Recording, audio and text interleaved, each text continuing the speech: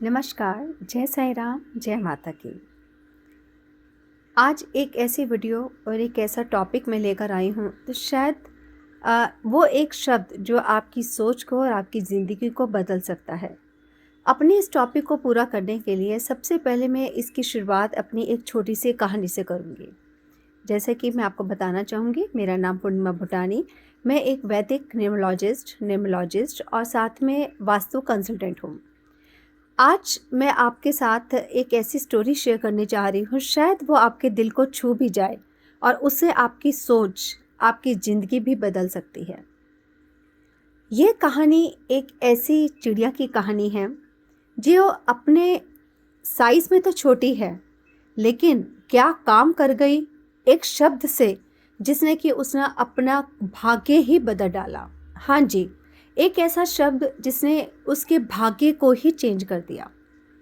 एक समय की बात है, एक चिड़िया होती है और वो चिड़िया इतनी दुखी होती है कि हमेशा उसका काम होता है सुबह से लेकर शाम तक सिर्फ परमात्मा को कोसना, उन्हें गालियाँ निकालना, उनके लिए अलग अलग ऐसे शब्दों का इस्तेमाल करना, जो कि वो एक दुखी जब कोई होता है वो ही इस मुंह से ऐसे शब्दों को निकाल सकता है। जोर जोर से चीखना, रोना, गालियाँ निकालना, कोसना, बस सुबह से शाम तक का बस यही इसका काम हुआ करता था। एक बार वहाँ से नारद जी जा रहे थे, जैसे कि भ्रमण करते हुए, कि आज मैं पृथ्वीलोक में जाता हूँ और देखता हूँ कि आज पृथ्वीलोक में ऐसा नया क्या हो रहा है।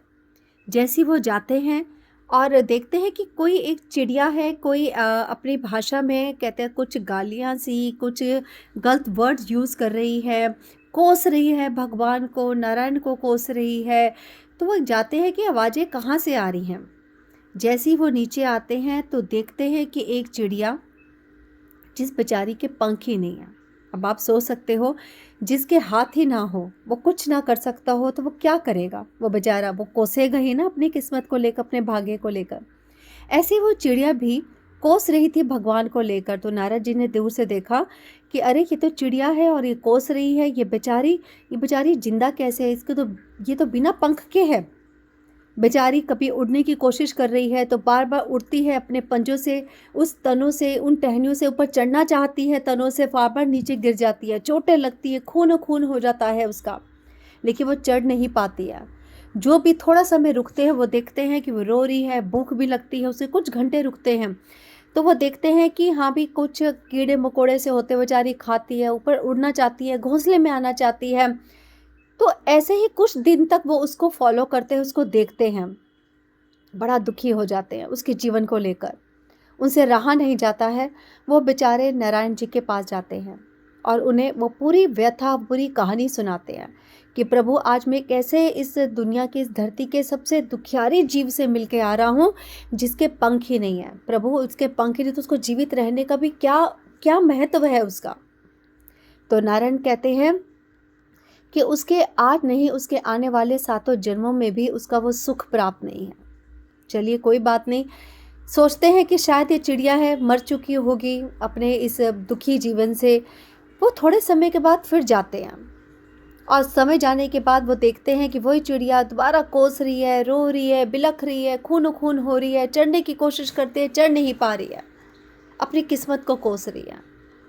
वे नारद जी कहते चिड़िया के पास जाते हैं, पूछते हैं कि तू क्यों इतनी गालियाँ निकाल रही है? कहते हैं आप देख नहीं रहे हो मैं कितनी दुखियारी हूँ, कि परमात्मा ने मुझे पंख नहीं दिया और एक पक्षी की एक अस्तित्व भी क्या है अगर बिना पंख के? मैं तो इस अस्तित्व के लायक नहीं हूँ, जीने के लायक नहीं हूँ। परमात्मा ने क्यों मुझे बचाया? मैं तो मर भी नहीं सकती। मैंने तो कितनी बार कोशिश किया, पानी में डूब जाऊँ, कुछ कर जाऊँ, लेकिन मुझे तो मौत भी नहीं आती। जब आप दुखियारे होते हो ना, दुखी से होते हो, तो ऐसे ही कुछ गलत शब्द आपके मुख से भी निकलते हैं। बेचारे नारद जी क्या करें? वो कहते हैं भगवान से पूछो, आप तो भगवान के इतने बड़े भक्त हो नारद जी, आप ही भगवान से पूछ लेना कि मेरे नसीब में कभी कुछ सुख, कुछ लिखा भी है कि नहीं लिखा। वो कहते हैं मैं आया था तेरे पास, मैंने तेरा जितना भी तेरे साथ ये प्रॉब्लम चल रही है, मैंने अपने प्रभु से पूछा, तो प्रभु ने बस मुझे यही बताया कि आज नहीं, आने वाले सातों जन्मों में भी तेरा सुख नहीं है तुझे, कि तुझे पंख प्राप्त हो सके। बेचारे ये बोल के चले जाते हैं। वो सोचते हैं शायद इन शब्दों से शायद अब ये बेचारी बचेगी नहीं। कुछ ऐसे शब्द होते हैं कि जब कोई असलियत पता चल जाती है तो बंदारा बेचारा वही टूट जाता है और वो सोचता है कि अब मेरे जीने का क्या महत्व, अब तो मुझे मर जाना चाहिए। तो लोग कुछ गलत डिसीजंस ले लेते हैं। एक हफ्ते के बाद नारद जी यही सोचते हुए आते हैं, शायद बेचारी मर गई होगी मेरी इतनी बात सुनकर, शायद पता नहीं कहाँ पड़ी होगी, कोई चींटी या कोई कुछ खा रहे होंगे उसको। और जैसे ही वो बड़े उदास मन से जब उस दुखियारी के पास आते हैं और देखते ही वो इतने हैरान हो जाते, अचंभा हो जाते हैं। वो क्या देखते हैं? वो देखते हैं वो चिड़िया जिसके पंख नहीं, आज पंख से उड़ रही है। आज वो खुशी मना रही है, भाग रही है, दौड़ रही है, ऊपर नीचे, इतना खुश, इतनी खुश है वो। लेकिन नारद जी पसीने पसीने हो जाते हैं। वो सोचते हैं कि ये पहली बार ये ऐसा क्या हो गया, आज प्रभु की वाणी तक फेल हो गई, क्योंकि प्रभु जो बोलते हैं, जो करते हैं, कभी फेल नहीं होता। लेकिन आज क्या हुआ ऐसा कि प्रभु की वाणी तक फेल हो गई। प्रभु ने तो मुझे ये कहा था कि 7 जन्मों तक उसके पंख नसीब में नहीं हैं, ये कैसे हो गया? वो तुरंत भागते हुए जाते हैं, प्रभु प्रभु प्रभु, अनर्थ हो गया प्रभु, आज आपकी वाणी आज विफल हो गई प्रभु, आज मैं ऐसा चमत्कार देख कर आया हूँ। प्रभु कहते हैं ऐसा क्या हो गया? कहते हैं प्रभु आपने जिस चिड़िया के लिए भविष्यवाणी करी थी ना कि 7 जन्मों में भी उसके पास पंखों का सुख नहीं है, प्रभु मैं 1 हफ्ते के बाद गया, मैंने क्या देखा प्रभु, वो तो पंख इतने सुंदर पंखों के साथ है और चहक रही है, वो तो इतने गुनगुनाई जा रही है, वो तो आपका शुक्राना करे जा रही है। प्रभु ऐसा ये क्या हो गया, मेरे तो सोच में भी नहीं आ रहा। प्रभु कहते उसने एक ऐसा शब्द इस 1 हफ्तों में बोल दिया कि जो 7 जन्मों का सुख था मुझे इन 7 दिनों में ही देना पड़ गया। कहते प्रभु ऐसा क्या था? कहते कि शायद तुमने उसको जाके उसकी व्यथा सुनाई, उसे मर जाना चाहिए था, लेकिन उसी समय से उसने कुछ ऐसे शब्दों को इस्तेमाल किया जिससे उसकी ज़िंदगी बदल गई। जाओ पूछो उसके जाके, उसने ही मुझे गालियां दी थी और आज उसकी ज़िंदगी कैसे बदल गई। तुरंत भागते हुए जाते हैं चिड़िया के पास और जाके पूछते हैं, चिड़ी चिड़ी मुझे ये बता, तेरी ज़िंदगी में तो 7 जन्मों का सुख नहीं था, ये सुख तुझे कैसे प्राप्त हो गया? मैं तो समझ रहा था तू तो शायद जीवित भी नहीं रहेगी, इस 1 हफ्ते में ऐसा क्या हो गया? कहती प्रभु आपने मुझे बताया कि 7 जन्मों तक मेरे पंख के मेरे नसीब में नहीं है, तो मैंने उसी वक्त अपनी सोच बना ली कि प्रभु ने बोला है कि 7 जन्मों तक तो नहीं है, लेकिन जब मेरा 8वां जन्म होगा तब तो मुझे पंख देंगे ना। प्रभु बड़े दयालु हैं। मैंने उसी वक्त उसी क्षण से मैंने अपने प्रभु अपने नारायण का मैंने शुक्राना शुरू कर दिया। शुक्र है नारायण, शुक्र है मेरे प्रभु, तूने मुझे इतना तो सोचा मेरे लिए कि 7 जन्मों में नहीं लेकिन 8वें जन्म में तूने मुझे सुख देने का तो सोचा। प्रभु तेरा शुक्र है, शुक्र है, शुक्र है। कहती मैंने इस 7 दिन में इतना शुक्राना, इतना शुक्र शुक्र शुक्र शुक्र बोल दिया, मुझे पता ही नहीं कि 8वां दिन चढ़ते जब मैं सुबह उठी तो मैं इस लहलहाते पंखों के साथ थी। प्रभु आप बड़े दयालु हैं, प्रभु आप सबकी सुनते हैं, आपने मुझ दुखियारी को भी सुन लिया। आप इस कहानी से क्या सीखें? दुख सबकी लाइफ में, हमें अपने कर्मों का भुगतान यहीं पे करना है, चाहे आप रो के करिए चाहे आप हंस के करिए। रो के करेंगे तो आप डूबते चले जाएंगे, लेकिन अगर आपने व्यथा को समझ लिया कि ये तो कर्मों का खेल है, आप जो कर्म अगर कोई लिखवा के आए हैं, अगर आपकी लाइफ में कोई दुख है ना, उसे भी आप एक कड़वा करेला नीम की तरह पी जाइए, तब भी प्रभु का शुक्राना करो। प्रभु शुक्र है तूने मुझे ये जन्म तो दिया, शायद मेरे ही कोई ऐसे कर्म होंगे जो मेरे शायद भूल चूल से, किसी सोच से, या फिर मैं निर्बुद्धि हूँ, मुझे तो कुछ ज्ञान नहीं था, फिर भी आपने मुझे एक ऐसा जीवन प्रदान किया कि मेरे कष्ट डे बाय डे मेरे टलते ही तो जा रहे हैं। आप देखिएगा एक दिन ऐसा आएगा, इस चिड़िया की तरह 7 जन्मों के दुख आपके 7 दिनों में ही कट जाएंगे। सिर्फ एक माला आप रोज एक शुक्राने की करना शुरू कर दीजिए।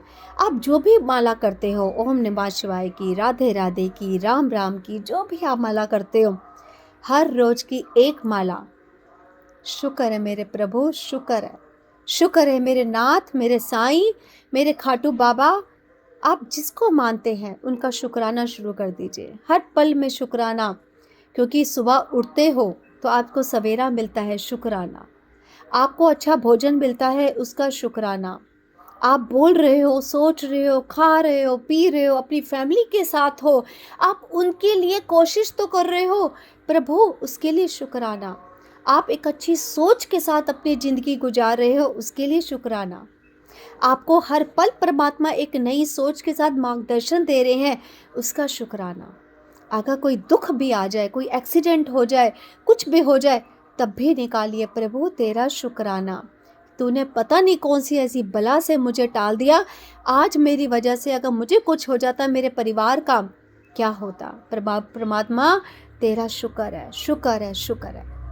सिर्फ ये शुक्राना आप देखिएगा, आज से, अभी से अगर आप अपनी ज़िंदगी को कोस रहे हो, तो मेरे कहने पे एक बार इस कहानी को याद रखते हुए एक माला रोज की प्रभु के लिए शुक्राना कर दीजिए। प्रभु इतना खुश हो जाएंगे, पता नहीं कौन से जन्मों के आपके पाप, आपके अपराध, आपकी भूल चूक जो हम लोगों से लगातार हो रही है, वो कब कैसे फूलों की तरह हट जाएगी और आपको पता भी नहीं चलेगा। मैं अपनी वाणी को यहीं विराम देती हूँ। एक अच्छी सोच, एक नई सोच के साथ यही दुआ करती हूँ।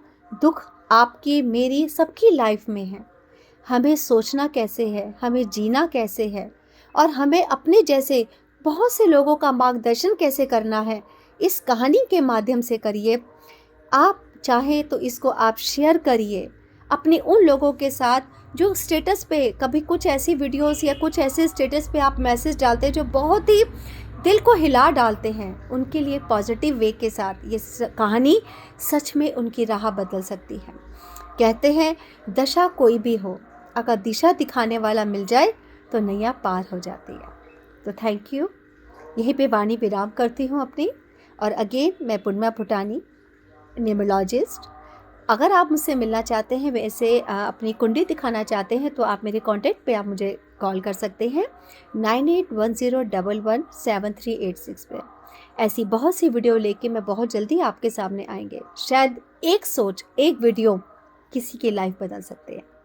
Thank you so much.